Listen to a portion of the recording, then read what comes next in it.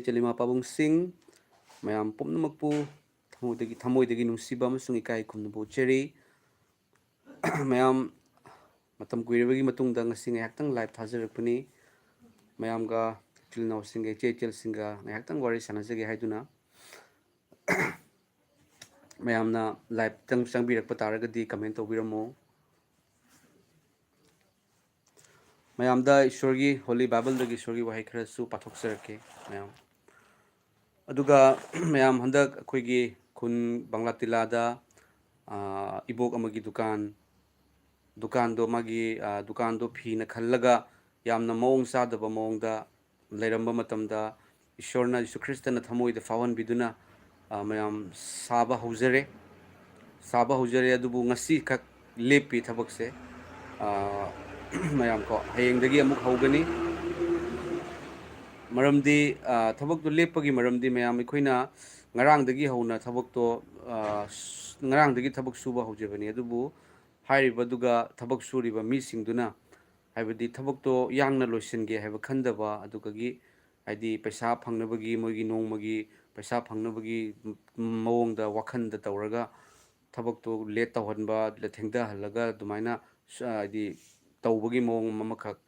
ꯍꯥꯏꯕꯗꯤ ꯑꯩꯈꯣꯏꯅ ꯇꯧꯖꯔꯤꯕ ꯃꯇꯦꯡ ꯄꯥꯡꯖꯔꯤꯕꯁꯦ ꯑꯩꯈꯣꯏ ꯈꯥꯏꯅꯔꯒ ꯑꯩꯈꯣꯏꯅ ꯊꯥꯗꯔꯛꯄ ꯄꯩꯁా ꯊꯥꯗꯔꯛꯄ ꯌꯥꯎꯕ ꯅꯠꯇꯦ ꯑꯗꯨꯕꯨ ꯅꯨꯡꯁꯤꯕꯗꯨꯅꯅꯤ ꯑꯗꯨꯕꯨ ꯍꯥꯏꯔꯤꯕ ꯏꯕꯣꯛꯇꯨꯅꯗꯤ ꯈꯪꯉꯤ ꯑꯗꯨꯕꯨ ꯏꯕꯣꯛ ꯅꯠꯇꯕ ꯑꯍꯟ ꯑꯃꯈꯛ ꯂꯩ ꯃꯥꯅ ꯍꯥꯏꯗꯤ ꯄꯩꯁꯥꯗꯣ ꯆꯥꯍꯧꯕ ꯌꯥꯅꯕꯒꯤ ꯃꯑꯣꯡꯗ ꯇꯧꯔꯒ ꯇꯧꯕꯗꯒꯤ ꯑꯩꯅ ꯍꯥꯏꯔꯤꯕ ꯊꯕꯛ ꯁꯨꯕ ꯃꯤꯁꯤꯡꯗꯣ ꯑꯩꯅ ꯃꯣꯏ ꯁꯨꯔꯅꯨ ꯑꯩꯅ ꯑꯣꯏꯅ ꯄꯨꯔꯛꯀꯅꯤ ꯍꯥꯏꯗꯨꯅ ꯃꯌꯥꯝ ꯑꯩ ꯉꯁꯤꯁꯦ ꯂꯦꯞꯄꯅꯤ ꯍꯌꯦꯡꯗꯒꯤ ꯑꯃꯨꯛ ꯊꯕꯛ ꯁꯨꯕ ꯍꯧꯒꯅꯤ ꯃꯌꯥꯝ ꯃꯤ ꯍꯥꯏꯕꯁꯦ ꯃꯌꯥꯝ ꯃꯤꯑꯣꯏꯕ ꯍꯥꯏꯕꯁꯦ ꯅꯨꯡꯁꯤꯕ ꯃꯇꯦꯡ ꯄꯥꯡꯕꯤꯕꯗꯤ ꯉꯝꯗꯦ ꯑꯗꯨꯕꯨ ꯑꯩꯈꯣꯏꯅ ꯃꯇꯦꯡ ꯄꯥꯡꯉꯛꯄ ꯃꯇꯝꯗ ꯑꯗꯨꯗꯒꯤꯁꯨ ꯑꯣꯏꯖꯕ ꯊꯤꯍꯧꯗꯒꯤ ꯇꯧꯕ ꯃꯤ ꯌꯥꯎꯔꯤ ꯃꯌꯥꯝ ꯑꯩ ꯃꯌꯥꯝꯗ ꯍꯣꯂꯤ ꯕꯥꯏꯕꯜꯗꯒꯤ ꯏꯁꯣꯔꯒꯤ ꯋꯥꯍꯩ ꯑꯩ ꯈꯔꯗꯪ ꯄꯥꯊꯣꯛꯆꯔꯛꯀꯦ ꯑꯗꯨꯒ ꯑꯔꯣꯏꯕꯗ ꯃꯌꯥꯝꯒꯤꯗꯃꯛꯇ ꯑꯩ ꯄ꯭ꯔꯦꯌꯔ ꯇꯧꯖꯔꯛꯀꯅꯤ ꯃꯌꯥꯝ ꯉꯁꯤ ꯑꯗꯨ ꯃꯌꯥꯝꯒꯤꯗꯃꯛꯇ ꯏꯁꯣꯔꯗ ꯍꯥꯏꯖꯅꯤꯡꯕꯒꯤ ꯑꯄꯥꯝꯕ ꯐꯥꯎꯖꯔꯛꯄꯗꯒꯤ ꯃꯌꯥꯝ ꯑꯩꯅ ꯂꯥꯏꯚꯁꯦ ꯊꯥꯖꯔꯛꯄꯅꯤ ꯃꯌꯥꯝ ꯍꯣꯂꯤ ꯕꯥꯏꯕꯜꯅ ꯑꯩꯈꯣꯏꯗ ꯇꯥꯛꯄꯤꯕ ꯅꯨꯡꯁꯤꯕꯁꯦ ꯖꯤꯁꯨ ꯈ꯭ꯔꯤꯁꯇꯒꯤ ꯅꯨꯡꯁꯤꯕꯁꯦ ꯃꯌꯥꯝ ꯍꯥꯏꯔꯤꯕ ꯅꯨꯡꯁꯤꯕꯁꯦ ꯑꯁꯨꯛꯀꯤ ꯃꯇꯤꯛ ꯃꯍꯥꯛꯅ ꯑꯩꯈꯣꯏꯕꯨ ꯅꯨꯡꯁꯤ ꯍꯥꯏꯕ ꯃꯇꯝꯗ ꯃꯌꯥꯝ ꯃꯥꯒꯤ ꯅꯨꯡꯁꯤꯕꯁꯤꯗꯤ ꯆꯥꯡꯗꯝꯅꯕ ꯌꯥꯗꯕ ꯑꯩꯈꯣꯏꯗꯒꯤ ꯀꯔꯤꯁꯨ ꯃꯥꯅ ꯗꯤꯃꯥꯟ ꯇꯧꯗꯕ ꯃꯌꯥꯝ ꯑꯗꯨ ꯄꯤꯌꯨ ꯑꯗꯨ ꯀꯠꯂꯨ ꯑꯗꯨꯒ ꯀꯥꯎ ꯑꯗꯨꯒ ꯀꯨꯝꯃꯨ ꯍꯥꯏꯕꯒꯤ ꯀꯔꯤꯁꯨ ꯗꯤꯃꯥꯟ ꯇꯧꯗꯕ ꯑꯩꯈꯣꯏꯒꯤꯗꯃꯛꯇ ꯃꯍꯥꯛꯅ ꯁꯤꯕꯅꯤ ꯑꯗꯨꯒ ꯍꯨꯝꯅꯤ ꯁꯨꯕ ꯅꯨꯃꯤꯠꯇ ꯍꯤꯡꯒꯠꯄꯅꯤ ꯃꯥꯒꯤ ꯍꯛꯆꯥꯡꯗ ꯇꯥꯈꯤꯕ ꯗꯥꯛꯐꯝꯅ ꯑꯩꯈꯣꯏ ꯅꯥꯕ ꯐꯕꯅꯤ ꯊꯥꯒꯠꯆꯔꯤ ꯃꯌꯥꯝ ꯏꯁꯣꯔꯒꯤ ꯋꯥꯍꯩ ꯈꯔꯗꯪ ꯑꯩ ꯄꯥꯊꯣꯛꯆꯔꯛꯀꯦ ꯖꯣꯍꯥꯟꯗꯒꯤ ꯃꯌꯥꯝ ꯑꯩ ꯐꯣꯡꯗꯣꯛꯆꯔꯛꯀꯦ ꯖꯣꯍꯥꯟꯒꯤ ꯃꯌꯥꯝ ꯄꯟꯗꯨꯞ 10ꯒꯤ ꯄꯗ 8 ꯍꯧꯔꯒ ꯄꯗ 8 ꯍꯧꯔꯒ ꯄꯗ 15 ꯑꯁꯤ ꯐꯥꯎꯕꯗ ꯄꯥꯊꯣꯛꯆꯔꯛꯀꯦ ꯃꯌꯥꯝ ꯑꯩꯈꯣꯏ ꯇꯥꯃꯤꯟꯅꯁꯤ ꯏꯁꯣꯔꯗꯒꯤ ꯊꯧꯖꯥꯜ ꯕ꯭ꯂꯦꯁꯤꯡ ꯃꯔꯥꯡ ꯀꯥꯏꯅ ꯐꯪꯕꯤꯌꯨ ꯃꯌꯥꯝ ꯑꯁꯨꯝꯅ ꯍꯥꯏ ꯃꯔꯝ ꯑꯗꯨꯅ ꯖꯤꯁꯨꯅ ꯃꯈꯣꯏꯗ ꯑꯃꯨꯛ ꯍꯟꯅ ꯍꯥꯏꯈꯤ ꯇꯁꯦꯡꯅꯃꯛ ꯑꯩꯅ ꯅꯈꯣꯏꯗ ꯍꯥꯏꯔꯤ ꯑꯩꯗꯤ ꯌꯥꯎꯁꯤꯡ ꯑꯗꯨꯒꯤ ꯊꯣꯡ ꯑꯗꯨꯅꯤ ꯑꯩꯒꯤ ꯃꯥꯡꯗ ꯂꯥꯛꯈꯤꯕ ꯃꯤ ꯄꯨꯝꯅꯃꯛ ꯍꯨꯔꯥꯟꯕꯁꯤꯡ ꯑꯃꯁꯨꯡ ꯗꯥꯀꯨꯁꯤꯡꯅꯤ ꯑꯗꯨꯕꯨ ꯌꯥꯎꯁꯤꯡ ꯑꯗꯨꯅ ꯃꯈꯣꯏꯒꯤ ꯈꯣꯟꯖꯦꯜ ꯇꯥꯈꯤꯗꯦ ꯑꯩꯗꯤ ꯊꯣꯡ ꯑꯗꯨꯅꯤ ꯃꯤ ꯀꯅꯥꯒꯨꯝꯕꯅ ꯑꯩꯉꯣꯟꯗ ꯆꯪꯂꯛꯂꯕꯗꯤ ꯃꯍꯥꯛꯄꯨ ꯀꯟꯕꯤꯒꯅꯤ ꯑꯗꯨꯒ ꯃꯍꯥꯛꯅ ꯆꯠꯊꯣꯛ ꯆꯠꯁꯤꯟ ꯇꯧꯗꯨꯅ ꯁꯟꯖꯥꯕꯨꯡ ꯐꯪꯖꯒꯅꯤ ꯍꯨꯔꯥꯟꯕ ꯑꯗꯨꯅ ꯍꯨꯔꯥꯟꯅꯅꯕ ꯍꯥꯠꯅꯕ ꯑꯃꯁꯨꯡ ꯃꯥꯡꯍꯟꯅꯕ ꯅꯠꯇꯅ ꯂꯥꯛꯇꯦ ꯑꯩꯗꯤ ꯃꯈꯣꯏꯅ ꯍꯤꯡꯕ ꯐꯪꯅꯕ ꯑꯃꯁꯨꯡ ꯃꯈꯣꯏꯅ ꯍꯤꯡꯕ ꯑꯗꯨ ꯃꯔꯥꯡ ꯀꯥꯏꯅ ꯐꯪꯅꯕ ꯂꯥꯛꯂꯦ ꯃꯌꯥꯝ ꯇꯥꯕꯤꯌꯨ ꯖꯤꯁꯨ ꯈ꯭ꯔꯤꯁꯇꯒꯤ ꯋꯥꯍꯩ ꯑꯩꯗꯤ ꯑꯐꯕ ꯌꯥꯎꯁꯦꯟꯕ ꯑꯗꯨꯅꯤ ꯑꯐꯕ ꯌꯥꯎꯁꯦꯟꯕ ꯑꯗꯨꯅ ꯌꯥꯎꯁꯤꯡꯒꯤꯗꯃꯛ ꯊꯋꯥꯏ ꯊꯥꯕꯤ ꯑꯅꯦꯛꯄ ꯃꯍꯥꯛ ꯑꯗꯨꯗꯤ ꯌꯥꯎꯁꯦꯟꯕ ꯑꯗꯨ ꯅꯠꯇꯦ ꯑꯗꯨꯒ ꯌꯥꯎꯁꯤꯡ ꯑꯗꯨ ꯃꯔꯅꯥꯏꯒꯤ ꯅꯠꯇꯦ ꯌꯥꯎꯁꯤꯡ ꯑꯗꯨ ꯃꯔꯅꯥꯏꯒꯤ ꯅꯠꯇꯦ ꯀꯩꯁꯥꯜ ꯂꯥꯛꯄ ꯎꯔꯒ ꯌꯥꯎꯁꯤꯡ ꯑꯗꯨ ꯊꯥꯗꯣꯛꯂꯝꯂꯒ ꯆꯦꯟꯈꯤ ꯑꯗꯨꯒ ꯀꯩꯁꯥꯜ ꯑꯗꯨꯅ ꯌꯥꯎꯁꯤꯡ ꯑꯗꯨ ꯂꯥꯛꯇꯨꯅ ꯐꯥꯏ ꯑꯃꯁꯨꯡ ꯃꯈꯣꯏꯕꯨ ꯆꯩꯈꯥꯏ ꯃꯤ ꯑꯗꯨ ꯑꯅꯦꯛꯄ ꯑꯣꯏꯕ ꯃꯔꯝꯅ ꯃꯍꯥꯛꯅ ꯆꯦꯟꯈꯤ ꯑꯃꯁꯨꯡ ꯌꯥꯎꯁꯤꯡ ꯑꯗꯨꯒꯤ ꯃꯔꯝꯗ ꯈꯟꯕꯤꯗꯦ ꯑꯩꯗꯤ ꯑꯐꯕ ꯌꯥꯎꯁꯦꯟꯕꯗꯨꯅꯤ ꯑꯩꯅ ꯑꯩꯒꯤ ꯌꯥꯎꯁꯤꯡꯕꯨ ꯈꯪꯉꯤ ꯑꯃꯁꯨꯡ ꯑꯩꯒꯤ ꯑꯣꯏꯕꯁꯤꯡꯅ ꯑꯩꯕꯨ ꯈꯪꯉꯤ ꯏꯄꯥꯅ ꯑꯩꯕꯨ ꯈꯪꯕꯒꯨꯝꯅ ꯑꯩꯅꯁꯨ ꯏꯄꯥꯕꯨ ꯈꯪꯉꯤ ꯑꯗꯨꯒ ꯑꯩꯅ ꯌꯥꯎꯁꯤꯡꯒꯤꯗꯃꯛ ꯊꯋꯥꯏ ꯊꯥꯕꯤ ꯍꯥꯏ ꯑꯦꯃꯦꯟ ꯍꯜꯂꯦꯂꯨꯌꯥ ꯌꯥꯎ ꯍꯥꯏꯅ ꯄ꯭ꯔꯃꯥꯟ ꯇꯧꯔꯤꯕꯁꯤ ꯃꯌꯥꯝ ꯑꯩꯈꯣꯏ ꯃꯤꯑꯣꯏꯕꯁꯤꯒ ꯌꯥꯎ ꯃꯆꯥꯒ ꯌꯥꯎꯒ ꯏꯁꯣꯔꯅ प्रमाण तौई चांगदमनै मैम यावगा अदुगा याव सेनबा मपु मैम अखोइनसु खंगमगनी अखोइना सन सेनबा अखोइदी यावसे लोइबा वालेको मैम अदुबु मपानददी याव याम लोइनै अदुगा सन सेनबा अखोइना संजय नाहागी वारी काइना ताबसे हाइरिबा सन सेनबा मीसे असेंगबा सनगी मपु अदुदी माना या मागी सनसिंग अदो माना ngaktokani langbuidagi fatta kanana chikhidra magi sansing adu ka sansing ado atopa mafam da chakhidra mang khidra haiduna sansen ba mapuduna sansen ba nupa duna yamna kanna panabani mem adubu sansen ba nattaba adubu sansen ba di saba ai sansen ba ni sudum haiba kanagumba amana mana sansen selakpa taragadi sansen ba nupa nattabagi maramna kaisa lakpa uraga langbui lakpa uraga natraga mangonda awaba matar kadaba matamda magi sansing adu thado amaga chenki karigino maramdi sansing adu magi nate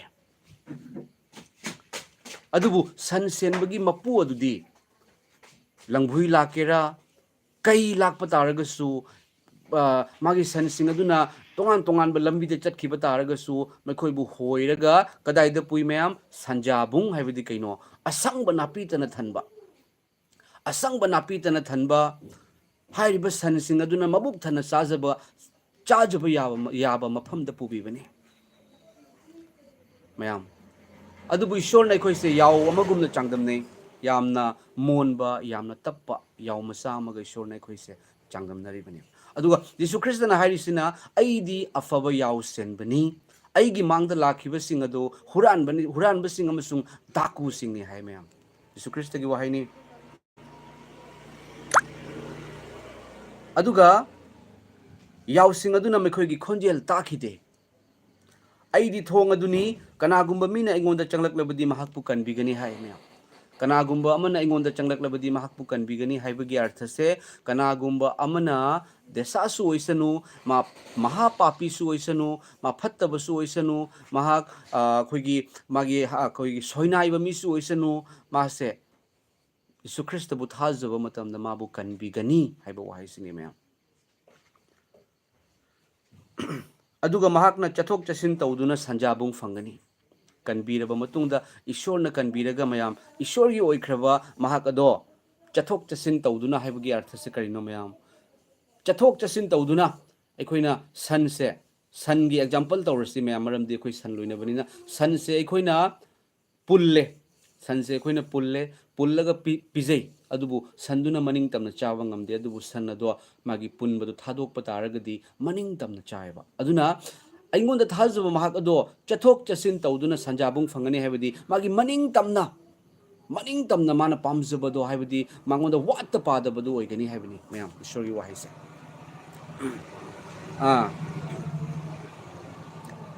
huran baduna huran anaba amasung mangan naba natana lakte huran ba minabu afaba tawbibro mayam tawde huran mana kari khali mangan ba takan ba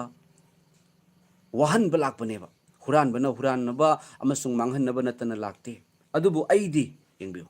aidi maikoina hingba fangnaba amasung maikoina hingba adu marang kaina fangnaba lakle huran baduna huran anaba amasung manghan naba natana lakte adubu aidi maikoina hingba fangnaba amasung maikoina hingba adu marang kaina fangnaba lakle hingba fangnaba haibase anabadagi kanbiba laita lairadagi kanbiba nungsinadabadagi kanbiba asawbadagi kanbiba aduga khwaidagi chawba kanbiba heldagi norokdagi khamnung leibakdagi kanbiba sini mayam marang kaina hinganaba lakle hallelujah aidi afaba yawsenba duni haibiri mayam Jesu Christ na afaba yawsenba aduna yawsingi damak mathawai thabi hai yawsing adu kannabagi damakta mayam chummiko mayam sukhallaga yengbiuba afaba yawsen baduna yawsingi damak thawai thabi karigi damakta thawai thari bano yawsing adu kannabagi damakta jisuna siki base karigi damakta no miyoi bai khoigi pap kokpi nabagi damakta miyoi bai khoigi iral kokpi nabagi damakta maramdi mi pom namak pap cheli amasung isorgi matik mangal dagi sothei pap haibase hindi gi maroni english tana sin kawi maite londana tawhei da thabak kawi isorgi mayok da leiba thabak kawi hai ba thabak sing ase khoina tawi amasung hai ba thabak ado aina fattaba tawraga aina fattaba khallaga aina fattaba charaga ꯑꯩꯅ ꯏꯁꯣꯔꯅ ꯌꯥꯗꯕ ꯊꯕꯛ ꯇꯧꯔꯒ ꯑꯩꯅ ꯄꯣꯛꯄ ꯏꯆꯥꯗꯨꯁꯨ ꯑꯃꯨꯛ ꯄꯥꯄꯤ ꯃꯥꯁꯨ ꯑꯃꯨꯛ ꯑꯩꯅ ꯐꯠꯇꯕ ꯑꯩꯅ ꯄꯣꯛꯄꯒꯤ ꯃꯔꯝꯅ ꯃꯥꯁꯨ ꯏꯁꯣꯔꯒꯤ ꯃꯤꯠꯌꯦꯡꯗ ꯃꯄꯨꯡ ꯐꯥꯕ ꯑꯣꯏꯗꯕꯒꯤ ꯃꯔꯝꯅ ꯑꯩꯈꯣꯏ ꯄꯨꯝꯅꯃꯛꯀꯤ ꯄꯥꯞꯀꯤꯗꯃꯛꯇ ꯖꯤꯁꯨ ꯈ꯭ꯔꯤꯁꯇꯅ ꯁꯤꯕꯅꯤ ꯑꯐꯕ ꯌꯥꯎꯁꯦꯟꯕ ꯑꯗꯨꯅ ꯌꯥꯎꯁꯤꯡꯒꯤꯗꯃꯛ ꯊꯋꯥꯏ ꯊꯥꯕꯤ ꯑꯗꯨꯒ ꯑꯅꯦꯛꯄ ꯃꯍꯥꯛ ꯑꯗꯨꯗꯤ ꯌꯥꯎꯁꯦꯟꯕꯗꯨ ꯅꯠꯇꯦ ꯑꯅꯦꯛꯄ ꯍꯥꯏ ꯃꯌꯥꯝ ꯌꯥꯎꯁꯦꯟꯕꯗꯨ ꯅꯠꯇꯕ ꯑꯅꯦꯛꯄ ꯌꯥꯎꯁꯤꯡ ꯑꯗꯨ ꯃꯔꯟꯅꯥꯏꯒꯤ ꯅꯠꯇꯦ ꯀꯩꯁꯥꯜ ꯂꯥꯛꯄ ꯎꯔꯒ ꯌꯥꯎꯁꯤꯡ ꯑꯗꯨ ꯊꯥꯗꯣꯛꯑꯝꯃꯒ ꯆꯦꯟꯈꯤ ꯑꯋꯥꯕ ꯑꯃ ꯇꯥꯔꯛꯄ ꯃꯇꯝꯗ ꯀꯅꯥꯒꯨꯝꯕ ꯑꯃꯅ ꯋꯥꯔꯛꯄ ꯃꯇꯝꯗ ꯍꯥꯏꯔꯤꯕ ꯑꯋꯥꯕꯗꯨ ꯀꯟꯕꯤꯕꯒꯤ ꯃꯍꯨꯠꯇ ꯑꯋꯥꯕꯒꯤ ꯃꯊꯛꯇ ꯑꯋꯥꯕ ꯍꯥꯞꯆꯤꯟꯕ ꯑꯋꯥꯕꯒꯤ ꯃꯊꯛꯇ ꯑꯋꯥꯕ ꯍꯥꯞꯆꯤꯟꯕ ꯀꯅꯥꯒꯨꯝꯕ ꯑꯃꯅ ꯑꯩ ꯅꯥꯔꯦ ꯀꯟꯕꯤꯌꯨ ꯍꯥꯏꯅ ꯆꯠꯄ ꯃꯇꯝꯗ ꯄꯩꯁꯥ ꯑꯗꯨꯈꯛ ꯄꯤꯌꯨ ꯅꯪꯒꯤꯗꯨꯗꯤ ꯌꯥꯝ ꯆꯥꯎꯏ ꯄꯩꯁꯥ ꯑꯗꯨꯈꯛ ꯆꯪꯒꯅꯤ ꯍꯥꯏꯕꯤꯕꯗꯣ ꯃꯗꯨ ꯑꯅꯦꯛꯄ ꯀꯧꯏ ꯃꯌꯥꯝ ꯃꯔꯝꯗꯤ ꯑꯋꯥꯕ ꯑꯅꯥꯕ ꯍꯥꯏꯕꯗꯣ ꯑꯗꯨꯒꯤ ꯃꯇꯝꯗꯨꯒ ꯑꯋꯥꯕ ꯑꯅꯥꯕꯁꯦ ꯋꯥꯔꯕ ꯃꯇꯝꯗ ꯅꯨꯡꯉꯥꯏꯍꯟꯕꯁꯤꯅꯤ ꯑꯐꯕ ꯌꯥꯎꯁꯦꯟꯕꯁꯦ ꯑꯋꯥꯕꯗ ꯑꯋꯥꯕ ꯍꯥꯞꯆꯤꯟꯕ ꯅꯠꯇꯦꯕꯀꯣ ꯑꯗꯨꯒ ꯀꯩꯁꯥꯜ ꯑꯗꯨꯅ ꯌꯥꯎꯁꯤꯡ ꯑꯗꯨ ꯂꯥꯛꯇꯨꯅ ꯐꯥꯏ ꯑꯃꯁꯨꯡ ꯆꯩꯈꯥꯏ ꯃꯤ ꯑꯗꯨ ꯑꯅꯦꯛꯄ ꯑꯣꯏꯕ ꯃꯔꯝꯅ ꯃꯍꯥꯛꯅ ꯆꯦꯟꯈꯤ ꯑꯃꯁꯨꯡ ꯌꯥꯎꯁꯤꯡ ꯑꯗꯨꯒꯤꯗꯃꯛꯇ ꯈꯟꯕꯤꯗꯦ ꯃꯔꯝꯗ ꯈꯟꯕꯤꯗꯦ ꯑꯩꯗꯤ ꯑꯐꯕ ꯌꯥꯎꯁꯦꯟꯕꯅꯤ ꯑꯩꯅ ꯑꯩꯒꯤ ꯌꯥꯎꯁꯤꯡꯕꯨ ꯈꯪꯉꯤ ꯑꯃꯁꯨꯡ ꯑꯩꯒꯤ ꯑꯣꯏꯕꯁꯤꯡꯅ ꯑꯩꯕꯨ ꯈꯪꯉꯤ ꯑꯩꯒꯤ ꯑꯣꯏꯕꯁꯤꯡꯅ ꯑꯩꯕꯨ ꯈꯪꯉꯤ ꯏꯃꯥꯒꯤ ꯄꯨꯛꯅꯨꯡꯗ ꯂꯩꯔꯤꯉꯩꯗꯒꯤ ꯈꯟꯗꯣꯛꯈ꯭ꯔꯕ ꯃꯆꯥꯁꯤꯡꯗꯣ ꯃꯍꯥꯛꯅ ꯖꯤꯁꯨ ꯈ꯭ꯔꯤꯁꯇ ꯈꯪꯒꯅꯤ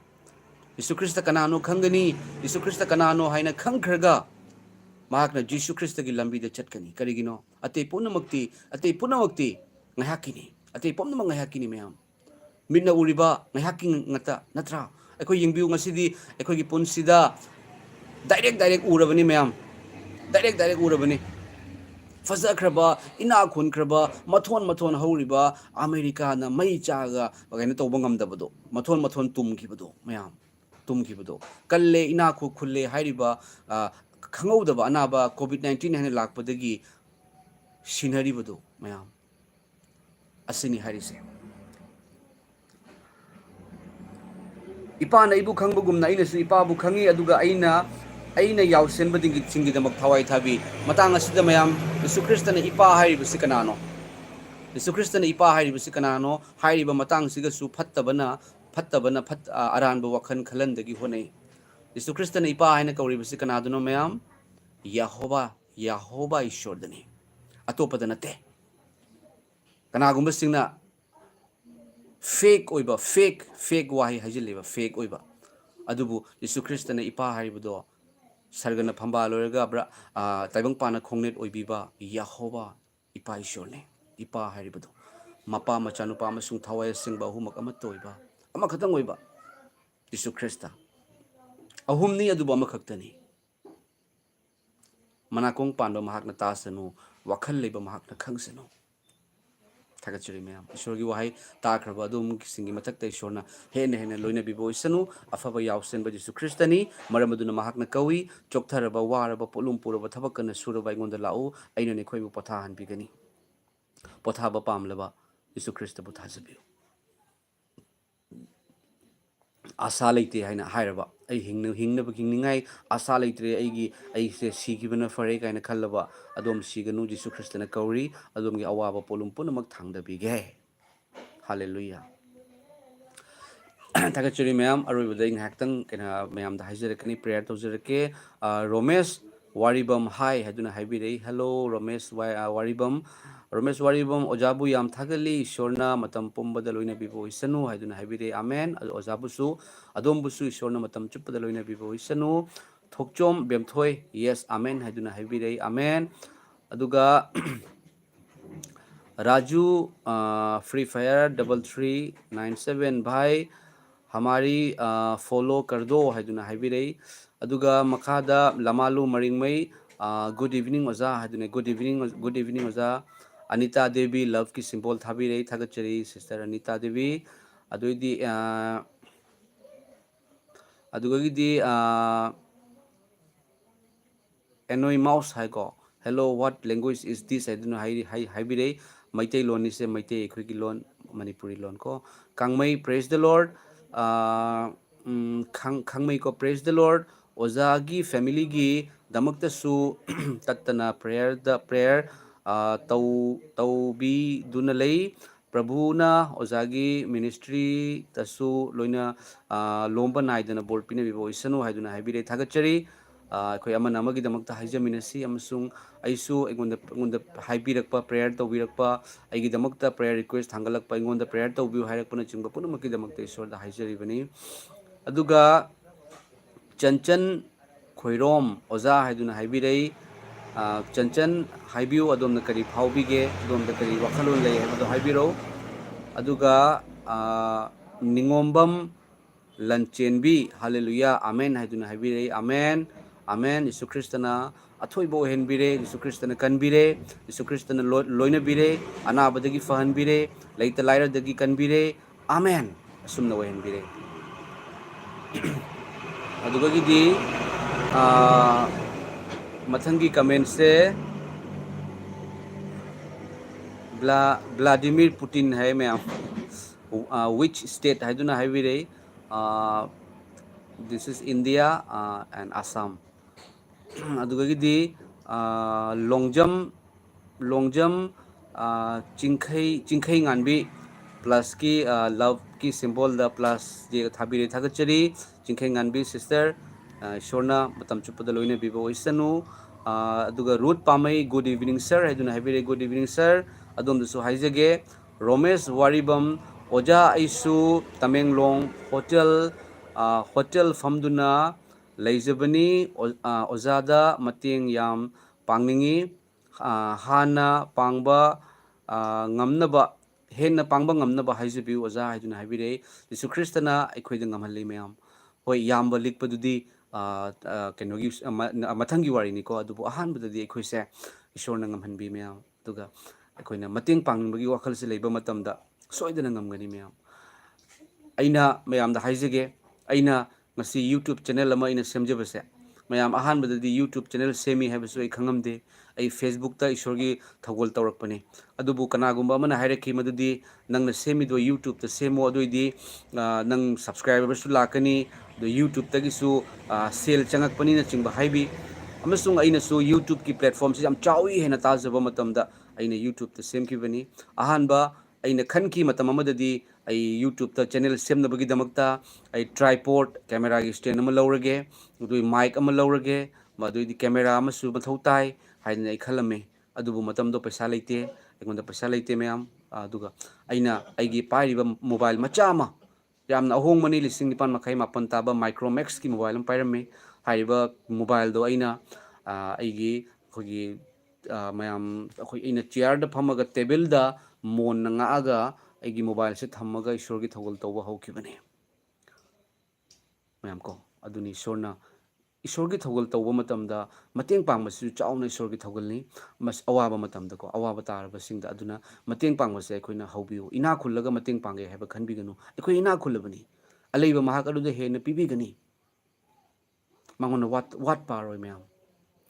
Go Aduna Yingbu Ishorgi Toggle Tobase Ishorgi Toggle Torres as Agi Toggle Nate meam Iso Christagi why Hidokcher is Aginate Agi or Magadi Karitorangani meam ko a video album kumami ay album gi film ko Assam da su film puthoi film gi hero kumu haina su ngon da harapani adubu ai adugi oina tawramgani dance saramgani adu ai gi oibani adubu tawjari basidi ishor gi nina ishor na loina tawrakani meam ishor na tawrei tawbirei amasung ngasi phawbada awaba tarabasing na ngon da mayam mo phone tawre meam migi mateng pangbase mayam na su ubadagi di Manipur dagi su handak mayam phone tawrakpani mayam ai loina karam nai mateng pangbangam mayam yengbiu karam na mateng pangbangam Manipur dagi sister amana kappa ga haire oza amutang ai mateng pangbiu oza imutang mateng pangbiu ai am ware haiduna haire mayam yengbiu akogi asidasu kaino ama kaino amagi makok nungai tabi nupi ama magi mapuroi basu masangam daba doi di gyan men tadraba machanupi class 9 tamba amaga class 5 tamba amaga mayum do sagai dana gyan men tadana playramaba machanupi machanupa do yum da tumdraba school da halaga yum changdraba yum gi sumang da lepaga leiraba si bana pharani aina hainaraba ishona thabi badagi tawbani aduga mating pangba loibata ngairi amukasu ibok amagi magi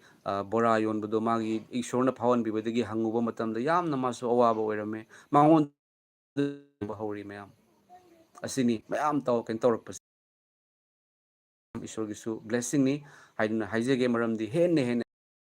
ngамहनबिबसे अदुगा अइना मतेंग पांगजबसिदा अखोय येंबिरिबा चिलनाव इचे चिलिमा पाबुंगसिंग सिंगी मरक्ता ईश्वरना सोक्पिबा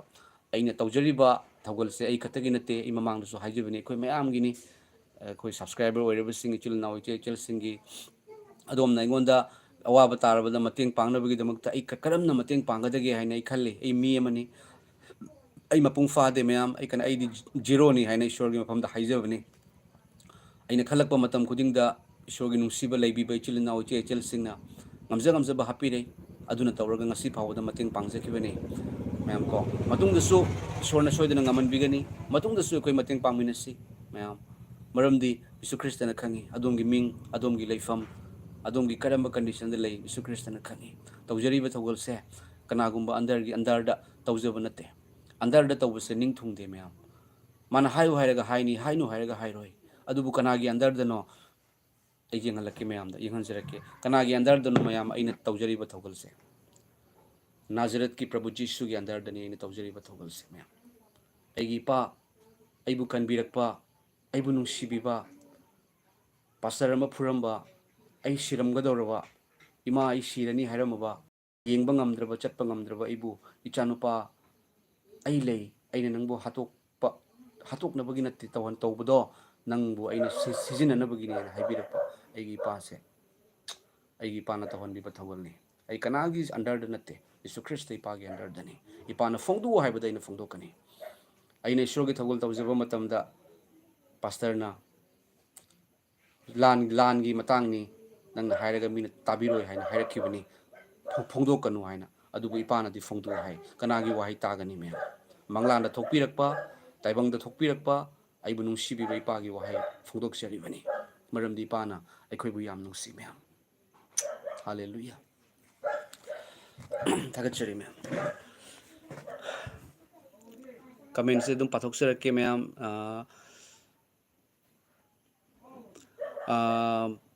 tone Oinam praise the lord ओजा हाइदुना हाइबिरे praise the lord ओजा बुसु हाइजगे अदुगा टिपू सलाम ओजा अइगी इमुंग मनुंग बुसु अना एक याउदनबा ईश्वर दा हाइजबियु हाइदुना हाइबिरे सोइदना ईश्वर दा हाइजगनी अखोय ईश्वरना अखोयगी अमतंगाइरबा उपायनी पांगलनी अखोयगी अहोबसु ईसु ख्रिस्तदी अल्फा अमसुंग ओमेगा अहोबसुनी अरोइबसुनी अदुगा ओइरिबा ओइरंबा लाकदोबा महाकी ngakतनी अखोयना टेंस पारकपा मतमदा पास्ट प्रेजेंट फ्यूचर पारकपदो अहुमक्सी कनानो मयाम नाजरत की प्रभु यीशु पास्ट प्रेजेंट अमसुंग फ्यूचर अहोइरिबसे नाजरत की प्रभु यीशु नि मयाम से ईसु ख्रिस्त पास्ट प्रेजेंट अमसुंग फ्यूचर इपा से खंगमदे मतम अमदा वहंग मयाम अमा हंगमी मयाम अगी पुनसिना अगांग ओइरिङै मतमदा ताइबंग पानबदा अखोयना पोइसे सिबा लोइरगा लोइरब्रा करिगिदमक्तनो धर्म पुनमकना लंबी अनि हारिबा सर्ग लेबा खमनुंग लेबा सर्ग स्वर्ग नरक हेल जन्नत जहन्नुम हेल हेवन हारिसे करिगिनो आई सिरगदि कदाय चटकनी अइदि फत्तबा तौखि मचिनथिबसु nganखि आई कदाय चटकनी नत्रगा सिबा लोइरगा स्वाइ लाउना मांगब्रा अइगी नुंसिबा इमा इपा इचिलिनाव सिंगसे सिबा लोइरगा मुखना खंगनररोइद्रा ताइबंग पानबदा धर्म मयाम लैरिबा करिगिनो धर्म अमगा लान सोंगनरिबा करिगिनो अइगी वहांगदा अइगी थमोइदा हंगजखिबदुनि क्लास 5 6 कारकपा मतमदा याम अंगांग ओइना हंगिबनि मरमदि ईश्वरना खंदोकपिरकपा हाइबसि यादे ताइबंग पानबदा धर्म असुग यामना लैरिसे करिगिनो धर्म अमना अदुगी सादो चाव हाइना हाइ धर्म अमदना अदुगी सादो लाइनि हाइना ईश्वर अमा खतंग ओइरगदि माना खना हनगदरा मागी मचासिंगबु खना हलोय हाइरिबा ईश्वरना करि पामी हाइबदो कनानो हाइबसे इना हंगिबनि ईसु ख्रिस्तना हाइ थिजौ नंगना फंगजगनी थोंग थिंजौ नंगोंदा हांदोकपिगनी मरमदि थीबा महाकना फंगी थोंग थिंजबा मांगोंदा हांदुई खौरांबा मांगोंदा पिथई मयाम अइगिदि अइगी पुंसी अइगी थवाइनिसे इना पाइजरिसे असिदगी हेना लैते मयाम अइबु कनबिरकपा अइबु सेंबिरकपा अइबु कनबिरकपा अइगी पा यीशु ख्रिस्त थागतचरी मयाम अदुगा मयाम कमेंट से मखादा पाथोक्सरके सरिता एम ओजा अइगी इचानुपी गी क्लास 10 गी parikya date 19 dagi haudoine prayer amtang tawbiyo aigi ai manipur dagi ni oza pukning oza pukning dabudi prayer tawjage ozagi mathaktasu ozagi maikei dagi su tawbiyo oza amen haiduna haibire thagachari tawjage shorda haijage aduga Vladimir Putin आप कैसे हो है हाइबिरे बिल्कुल अच्छा हूँ sir अदुगा निंगथोंबा लन निंगोंबम लंचेनबी है को ओजा से ईश्वर की मचानी हाइबदा मतिक चाय हाइना खंजई ओजाना अवाबा तारबा सिंगी दमक मतेंग पांगबीबसे मी अमना हेक पांगबा ngamde adubu ozadi ishorgi bordagi ngami hallelujah amen amen amen ishorgi blessing dagini chan yam thagat se ai sumaina karisu khalam banate ahan bada nikhoine ishorgi ningthau lebak amasung ibungo mahaki dharma chen badu thiu aduga pot pumna mak hapchin begani ishorgi ningthau lebak kanano kadai no Yesu Krista ishorgi ningthau lebak dharma chen ba kanano kadai no Yesu Krista Yesu Krista khangaba aibu uba magna aibu tharak pai pa busu ure Yesu Krista khangaba pa ishor ure Yesu Krista thajar ba thawai sing ba fange Yesu Krista thajar ba pot puna mag nangi ore apha ba puna maram di apha ba kadai dagi lai mayam mathak lom dagi sarga nai pa gi phambal ni taibang pan se nai pa gi khongni ni praise the Lord aduga words of true living God hallelujah amen haiduna haibirei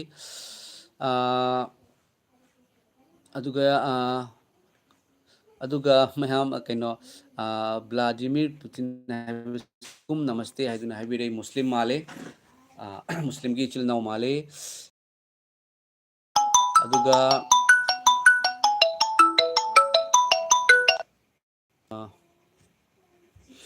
mayam call ama lame aduga longjam chingkhei nganbi praise the Lord hallelujah haiduna haibirei praise the Lord ishorna akhoi bunungsi ishorna adom bunungsi ko adom kaubi ganu Yesu Krista na adom bu yam nungsi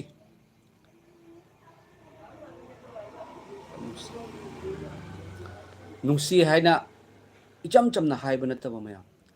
aina nangbu nungsi haiba natte nungsi khakta haiba natte mayam magi thabak no utpane aina hujik mayam adom da uhanjari basini se nungsi haibagi khudam karino Jisu na Calvary gi cross ta pangting bose mana nungsi haibagi khudam ni aduga hingat pas haibagi khudam ni praise the Lord mayam ai gi net se mu kino oire ko slow oire pa male aduga mathangi comment se dangsawa laidong oza ai gi icha atombi gi class 12 ki exam ngasidagi hore ozana prayer tawbira haiduna hai sodana isorda haijage isorna mai pakan bibo isanu aduga isorna hena sijina bibo so isanu aduga mayam mathangi comment sidi khangmei haibako oza prayer request amata tawjage oza aigi nupi aigi nupa baptist tauna baptism thuna lauba ngamnaba ozagi prathana pami oza haiduna haibire thagachari ishorgi nungsiba hena phongdok piu bible yaragadi pahanbiu yamna bible pahanbiu ishorgi wahai tatna pahanbiu aduga konthojam bandana chanu praise the Lord ai bandana brother gi prayer tawbibado bor yamna phangzare haiduna haibire thagachari iche haigadabra ichan haigadabra bandana ishorna hena loina ishorna hena sokpibo isanu adombu aduga gidi mathangi comment se janu mizoram haibako kaka aigisu prayer tawbiu ai 9th result ngaijari praise keno pass oina bai prayer tawbiu amen haiduna haibirei hoi ishorgi khu ishorda haijage mayam punamaki damakta mayam ꯑꯃꯨꯛꯀꯁꯨ ꯍꯥꯏꯖꯔꯝꯒꯦ ꯃꯗꯨꯗꯤ ꯑꯩꯈꯣꯏꯒꯤ ꯏꯕꯣꯛ ꯑꯃꯒꯤ ꯍꯧꯖꯤꯛ ꯑꯩꯅ ꯄꯥꯏꯖꯔꯤꯕꯁꯦ ꯏꯕꯣꯛ ꯑꯃꯒꯤ ꯃꯥꯒꯤ ꯗꯨꯀꯥꯟ ꯁꯥꯕꯤꯕꯗꯣ ꯃꯌꯥꯝ ꯉꯔꯥꯡ ꯁꯥꯕꯅꯤ ꯑꯗꯣ ꯉꯁꯤꯁꯦ ꯂꯦꯞꯆꯔꯦ ꯍꯌꯦꯡꯗꯒꯤ ꯏꯄꯥꯒꯤ ꯊꯧꯖꯥꯜꯗꯒꯤ ꯑꯃꯨꯛꯀ ꯍꯟꯅ ꯍꯧꯖꯒꯅꯤ ꯃꯌꯥꯝꯅ ꯄ꯭ꯔꯦꯌꯔ ꯇꯧꯕꯤꯌꯨ ꯃꯌꯥꯝ ꯑꯗꯨꯒ ꯃꯥꯒꯤ ꯃꯌꯨꯝꯗꯁꯨ ꯃꯥꯒꯤ ꯃꯁꯨꯅꯨꯄꯤ ꯑꯃꯒꯤꯁꯨ ꯃꯣꯕꯥꯏꯜ ꯐꯣꯟ ꯂꯩꯔꯝꯗꯦ ꯃꯣꯏꯒꯤ ꯁ꯭ꯀꯨꯜꯗꯒꯤ ꯍꯧꯖꯤꯛ ꯍꯦꯛ ꯀ꯭ꯂꯥꯁ ꯀꯩꯅꯣꯗꯒꯤ 4-5ꯗꯒꯤ ꯅꯠꯇꯦ ꯃꯌꯥꯝ ꯀ꯭ꯂꯥꯁ 1-2ꯗꯒꯤ ꯑꯗꯨꯝ ꯍꯧꯖꯤꯛꯁꯦ ꯃꯣꯕꯥꯏꯜꯗ ꯂꯣꯏꯅ ꯑꯌꯥꯝꯕ ꯂꯣꯏꯅ ꯑꯣꯟꯂꯥꯏꯟ ꯇꯧꯕꯅꯤꯅ ꯑꯣꯟꯂꯥꯏꯟꯁꯦ ꯇꯧꯕꯒꯤ ꯃꯔꯝꯅ ꯃꯣꯕꯥꯏꯜ ꯂꯩꯇꯕꯒꯤ ꯃꯔꯝꯅ ꯃꯉꯣꯟꯗꯁꯨ ꯑꯋꯥꯕ ꯀꯌꯥ ꯑꯃ ꯃꯥꯌꯣꯛꯅꯩ ꯍꯥꯏꯗꯨꯅ ꯑꯩꯅ ꯏꯆꯟꯗꯨꯗꯁꯨ ꯍꯪꯕꯅꯦ ꯃꯥꯅꯁꯨ ꯍꯥꯏꯔꯛꯑꯦ ꯑꯗꯨꯅ ꯃꯣꯕꯥꯏꯜ ꯑꯃꯁꯨ ꯄꯤꯁꯤꯔꯥ ꯍꯥꯏꯅ ꯈꯟꯖꯕꯅꯤ ꯃꯌꯥꯝ ꯑꯩꯅ ꯑꯗꯨꯕꯨ ꯃꯃꯥꯡꯗ ꯏꯇꯩꯃ ꯑꯃꯒꯤ ꯌꯨꯝ ꯁꯥꯈꯤꯕꯗꯨꯗ ꯄꯩꯁꯥ ꯐꯖꯅ ꯆꯪꯈꯤꯕꯅꯤ ꯃꯌꯥꯝ ꯌꯨꯝ ꯑꯃ ꯁꯥꯔꯛꯄ ꯍꯥꯏꯕꯁꯦ ꯑꯔꯥꯏꯕ ꯅꯠꯇꯦ ꯃꯌꯥꯝ ꯀꯣ ꯑꯗꯨꯒꯤ ꯃꯊꯛꯇ ꯃꯣꯕꯥꯏꯜ ꯐꯣꯟ ꯑꯃ 9,000 ꯇꯥꯅ ꯄꯤꯔꯛꯄ ꯑꯗꯨꯒꯤꯗꯤ ꯃꯌꯥꯝ ꯑꯃ ꯌꯨꯝ ꯁꯥꯔꯛꯄꯗ ꯃꯊꯧ ꯇꯥꯔꯛꯄ ꯋꯥꯗꯒꯤ ꯇꯤꯟꯗꯒꯤ ꯆꯦꯡꯗꯒꯤ ꯂꯩꯔ ꯄꯤꯔꯛꯄ ꯑꯗꯩꯗꯤ ꯃꯥꯒꯤ ꯆꯥꯅ ꯊꯛꯅꯕ ꯊꯣꯡꯅ ꯊꯥꯛꯅꯕ ꯄꯨꯝꯅꯃꯛ ꯄꯤꯔꯛꯄꯅꯤꯅ ꯑꯗꯩꯗꯤ ꯀꯦꯁ ꯑꯣꯏꯅ ꯄꯩꯁꯥ ꯑꯣꯏꯅꯁꯨ ꯄꯤꯕꯤꯔꯝꯕꯅꯤ ꯑꯗꯨꯅ ꯄꯩꯁꯥꯒꯤ ꯁꯣꯔꯇꯦꯖ ꯈꯔ ꯂꯩ ꯃꯔꯝ ꯑꯗꯨꯅ ꯃꯌꯥꯝꯅ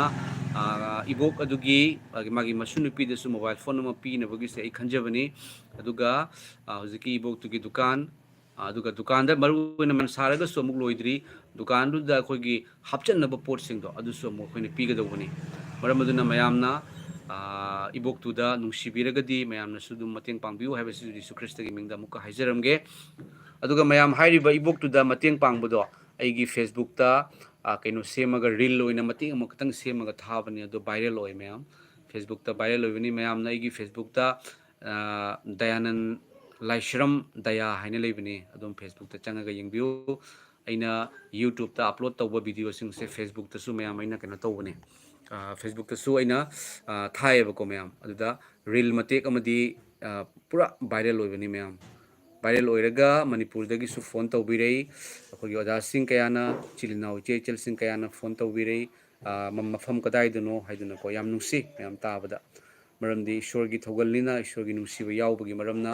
ꯏꯁꯣꯔꯅ ꯃꯄꯨꯡ ꯐꯥꯍꯟꯕꯤ ꯃꯍꯩ ꯌꯥꯜꯍꯟꯕꯤ ꯍꯥꯏꯕꯁꯦ ꯍꯥꯏꯖꯒꯦ ꯑꯗꯨꯒ ꯂꯃꯥꯂꯨ ꯃꯔꯤꯡꯃꯩ ꯑꯣꯖꯥ ꯑꯩꯒꯤ ꯀꯀꯥꯒꯤꯗꯃꯛꯁꯨ ꯍꯥꯏꯖꯕꯤꯌꯨ ꯍꯥꯏꯗꯨꯅ ꯍꯥꯏꯕꯤꯔꯛꯏ ꯑꯩ ꯑꯔꯣꯏꯕꯗ ꯁꯣꯏꯗꯅ ꯍꯥꯏꯖꯔꯛꯀꯦ ꯑꯗꯨꯒ IFH ꯍꯥꯏꯕ ꯍꯦꯜꯂꯣ ꯍꯥꯏꯗꯨꯅ ꯍꯥꯏꯕꯤꯔꯛꯏ ꯍꯥꯏ ꯑꯗꯨꯒꯤꯗꯤ ꯑꯕꯨꯡ ꯄꯥꯟꯃꯩ ꯄ꯭ꯔꯦꯁ ꯗ ꯂꯣꯔꯗ ꯑꯣꯖꯥ ꯍꯥꯏꯗꯨꯅ ꯍꯥꯏꯕꯤꯔꯛꯏ ꯄ꯭ꯔꯦꯁ ꯗ ꯂꯣꯔꯗ ꯊꯥꯒꯠꯆꯔꯤ ꯃꯌꯥꯝ ꯑꯩ ꯂꯥꯏꯐꯁꯤ ꯌꯥꯝ ꯁꯥꯡꯅ ꯊꯥꯖꯔꯔꯣꯏꯒꯦ ꯃꯌꯥꯝ ꯑꯩ ꯏꯁꯣꯔꯗ ꯍꯥꯏꯖꯔꯛꯀꯦ ꯑꯗꯣꯝꯒꯤ ꯄꯨꯟꯁꯤꯗ ꯑꯋꯥꯕ ꯑꯅꯥꯕ ꯂꯩꯕ ꯂꯥꯡꯇꯛꯅꯕ ꯂꯩꯕ ꯑꯗꯣꯝꯅ ꯋꯥꯕ ꯑꯗꯣꯝꯅ ꯀꯞꯄ ꯇꯥꯏꯕꯪ ꯄꯥꯟꯕꯒꯤ ꯃꯤꯅ ꯎꯗꯕ ꯌꯥꯏ ꯑꯗꯨꯕꯨ ꯑꯎꯕ ꯑꯃ ꯂꯩ ꯃꯥꯗꯤ ꯏꯁꯣꯔ ꯍꯥꯏꯕ ꯒꯣꯗ ꯍꯥꯏꯕ ꯂꯩꯁꯦꯝꯕꯤꯕ ꯃꯄꯨ ꯃꯥꯅ ꯎꯏ ꯃꯥꯅ ꯅꯪꯕꯨ ꯌꯥꯝ ꯅꯨꯡꯁꯤ ꯃꯥꯅ ꯅꯪꯕꯨ ꯅꯨꯡꯁꯤ ꯍꯥꯏꯕꯒꯤ ꯈꯨꯗꯝꯗꯤ ꯅꯪꯒꯤꯗꯃꯛꯇ ꯁꯤꯕ ꯑꯃꯁꯨꯡ ꯍꯤꯡꯒꯠꯄ ꯑꯗꯨꯅꯤ ꯏꯁꯣꯔꯅ ꯁꯤꯕ ꯌꯥꯗꯕꯒꯤ ꯃꯔꯝꯅ ꯍꯤꯡꯒꯠꯄꯅꯤ ꯍꯤꯡꯒꯠꯄ ꯃꯇꯝꯗ ꯇꯥꯛꯈ꯭ꯔꯕꯅꯤ ꯃꯍꯥꯛꯅ ꯑꯩꯗꯤ ꯑꯍꯤꯡꯕ ꯑꯃꯁꯨꯡ ꯍꯤꯡꯗꯨꯅ ꯂꯩꯔꯤꯕ ꯏꯁꯣꯔꯅꯤ ꯖꯤꯁꯨꯅ ꯑꯗꯣꯝꯕꯨ ꯌꯥꯝ ꯅꯨꯡꯁꯤ ꯑꯗꯣꯝ ꯀꯔꯤꯒꯤꯗꯃꯛꯇ ꯋꯥꯔꯤꯕꯅꯣ ꯂꯥꯡꯇꯛꯅꯔꯤꯕꯅꯣ ꯑꯗꯣꯝ ꯂꯥꯡꯇꯛꯅꯒꯅꯨ ꯑꯗꯣꯝꯒꯤ ꯑꯋꯥ ꯄꯣꯠꯂꯨꯝꯗꯣ ꯃꯉꯣꯟꯗ ꯁꯤꯟꯅꯧ ꯏꯄꯥ ꯅꯉꯣꯟꯗ ꯑꯩꯒꯤ ꯑꯋꯥꯕ ꯑꯅꯥꯕꯁꯤ ꯁꯤꯟꯅꯖꯔꯤ ꯏꯄꯥ ꯅꯪ ꯑꯩꯒꯤ ꯑꯅꯥꯕꯁꯤ ꯂꯧꯕꯤꯌꯨ ꯅꯍꯥꯛꯀꯤ ꯌꯥꯡꯉꯕ ꯄꯣꯠꯄꯨꯗꯨꯅ ꯑꯩꯉꯣꯟꯗ ꯊꯨꯡꯖꯤꯟꯕꯤꯌꯨ ꯍꯥꯏꯅ ꯍꯥꯏꯕꯤꯌꯨ ꯑꯣꯜꯔꯦꯗꯤ ꯖꯤꯁꯨ ꯈ꯭ꯔꯤꯁꯇꯅ ꯀꯜꯕꯥꯔꯤꯒꯤ ꯀ꯭ꯔꯣꯁꯇ ꯑꯋꯥꯕ ꯑꯅꯥꯕ ꯁꯤꯒꯗꯕ ꯅꯥꯒꯗꯕ ꯋꯥꯒꯗꯕ ꯄꯨꯝꯅꯃꯛ ꯁꯤꯟꯅꯈ꯭ꯔꯕꯅꯤ ꯈꯣꯡꯈꯥꯗ ꯊꯝꯈ꯭ꯔꯕꯅꯤ ꯀꯜꯕꯥꯔꯤꯒꯤ ꯀ꯭ꯔꯣꯁꯇ ꯏꯠ ꯏꯁ ꯐꯤꯅꯤꯁ ꯍꯥꯏꯅ ꯋꯥꯍꯩ ꯍꯥꯏꯔꯒ ꯃꯔꯝ ꯑꯗꯨꯅ ꯑꯗꯣꯝ ꯋꯥꯈꯜ ꯍꯟꯊꯕꯤꯒꯅꯨ ꯑꯗꯣꯝ ꯊꯥꯖꯕ ꯊꯝꯕꯤꯌꯨ ꯀꯥꯎꯕꯤꯒꯅꯨ ꯆꯍꯤ 12 ꯆꯨꯞꯅ ꯏ ꯇꯥꯔꯕ ꯅꯨꯄꯤꯅ ꯖꯤꯁꯨꯒꯤ ꯐꯤꯖꯤ ꯈꯛꯇꯪ ꯄꯥꯏꯕꯗ ꯐꯅꯤ ꯍꯥꯏꯕ ꯃꯇꯝꯗ ꯄꯥꯏꯈꯤ ꯑꯃꯁꯨꯡ ꯖꯤꯁꯨ ꯈ꯭ꯔꯤꯁꯇꯅ ꯃꯃꯥꯏ ꯂꯩꯊꯣꯛꯑꯒ ꯍꯥꯏ ꯃꯗꯨꯗꯤ ꯑꯩꯉꯣꯟꯗ ꯀꯅꯥꯅ ꯁꯣꯛꯏ ꯑꯩꯉꯣꯟꯗꯒꯤ ꯄꯥꯡꯒꯜ ꯊꯣꯛꯈꯤ ꯃꯤ ꯃꯌꯥꯝꯅ ꯀ꯭ꯔꯤꯛ ꯀ꯭ꯔꯤꯛ ꯏꯅꯦꯅ ꯆꯠꯄꯅꯤ ꯑꯗꯨꯕꯨ ꯅꯨꯄꯤꯗꯨꯅ ꯊꯥꯖꯕꯒꯤ ꯃꯔꯝꯅ ꯃꯥꯒꯤ ꯑꯅꯥꯕ ꯐꯈꯤꯕꯅꯤ ꯑꯗꯨꯒ ꯖꯤꯁꯨ ꯈ꯭ꯔꯤꯁꯇꯅ ꯏꯆꯥꯅꯨꯄꯤ ꯅꯪꯒꯤ ꯊꯥꯖꯕꯅ ꯅꯪꯕꯨ ꯐꯍꯟꯕꯤꯔꯦ ꯏꯪꯊꯅ ꯆꯠꯈ꯭ꯔꯣ ꯖꯤꯁꯨ ꯈ꯭ꯔꯤꯁꯇ ꯀꯟꯕꯤꯕꯒꯤ ꯂꯥꯛꯄꯅꯤ ꯃꯍꯥꯛꯇꯤ ꯃꯔꯝ ꯑꯗꯨꯅ ꯀꯟꯕꯤꯕ ꯃꯄꯨ ꯍꯥꯏꯅ ꯍꯥꯏꯖꯔꯤꯕꯅꯤ ꯑꯗꯣꯝꯕꯨ ꯌꯥꯝ ꯅꯨꯡꯁꯤ ꯑꯗꯣꯝꯗꯒꯤ ꯗꯤꯃꯥꯟ ꯇꯧꯔꯣꯏ ꯂꯨꯄꯥ ꯑꯃꯈꯛ ꯖꯤꯁꯨ ꯈ꯭ꯔꯤꯁꯇꯅ ꯄꯤꯌꯨ ꯍꯥꯏꯅ ꯍꯥꯏꯔꯣꯏ ꯑꯩ ꯊꯥꯖꯕ ꯃꯇꯝꯗ ꯑꯗꯨꯕꯨ ꯑꯩꯈꯣꯏꯅ ꯏꯄꯥꯒꯤ ꯅꯨꯡꯁꯤꯕ ꯈꯪꯉꯛꯄ ꯃꯇꯝꯗ ꯑꯩꯈꯣꯏꯅ ꯄꯤꯊꯣꯛꯏ ꯃꯤ ꯈꯔꯅ ꯃꯃꯥꯡꯗ ꯅꯧꯅ ꯍꯪꯕꯤꯔꯛꯏ ꯃꯗꯨꯗꯤ ꯈ꯭ꯔꯤꯁꯇꯦꯟ ꯑꯣꯏꯕꯗ ꯄꯩꯁꯥꯒꯤ ꯈ꯭ꯔꯤꯁꯇꯦꯟ ꯑꯣꯏ ꯀꯥꯏꯗꯨꯅ ꯃꯤꯒꯤ ꯀꯩꯅꯣ ꯆꯥꯕ ꯐꯪꯅꯕꯒꯤ ꯄꯩꯁꯥ ꯆꯥꯕ ꯐꯪꯅꯕꯒꯤ ꯀꯥꯏꯗꯨꯅ ꯃꯌꯥꯝ ꯈꯪꯗꯕꯒꯤ ꯍꯥꯏꯕꯅꯤ ꯑꯗꯣꯝ ꯌꯦꯡꯕꯤꯌꯨ ꯑꯗꯣꯝ ꯑꯃꯨꯛꯇꯪ ꯖꯤꯁꯨ ꯊꯥꯖꯔꯒ ꯌꯦꯡꯕꯤꯌꯨ ꯖꯤꯁꯨ ꯈ꯭ꯔꯤꯁꯇꯅ ꯑꯗꯣꯝꯗ ꯄꯤꯔꯛꯄ ꯃꯇꯝꯗ ꯑꯗꯣꯝꯗ ꯈ꯭ꯋꯥꯏꯗꯒꯤ ꯍꯦꯟꯅ ꯄꯤꯔꯛꯄꯁꯦ ꯊꯃꯣꯏꯗ ꯏꯪꯊꯕ ꯄꯤꯔꯛꯄ ꯃꯇꯝꯗ ꯑꯗꯣꯝꯅ ꯂꯧꯕ ꯅꯠꯇꯦ ꯑꯗꯣꯝ ꯄꯤꯕ ꯑꯣꯏꯔꯛꯀꯅꯤ ꯑꯗꯣꯝꯅ ꯄꯤꯔꯒ ꯍꯔꯥꯎꯔꯛꯀꯅꯤ ꯀꯅꯥꯒꯨꯝꯕ ꯑꯃꯒꯤ ꯃꯥꯏꯊꯣꯡꯗ ꯃꯃꯣꯟ ꯃꯤꯅꯣꯛ ꯂꯥꯛꯄꯗꯣ ꯃꯇꯝꯗꯨꯗ ꯑꯗꯣꯝ ꯍꯔꯥꯎꯕꯅ ꯊꯜꯂꯛꯀꯅꯤ ꯄ꯭ꯔꯦꯁ ꯗ ꯂꯣꯔꯗ ꯃꯌꯥꯝ ꯁꯤꯅꯤ ꯏꯁꯣꯔꯒꯤ ꯅꯨꯡꯁꯤꯕ ꯑꯗꯨꯒ ꯃꯊꯪꯗ ꯇꯣꯝ ꯑꯣꯏꯅꯥꯝ ꯑꯣꯖꯥꯒꯤ ꯑꯣꯖꯥꯒꯤ ꯏꯃꯥꯁꯦ ꯑꯣꯖꯥ ꯑꯩꯒꯤ ꯏꯃꯥꯁꯦ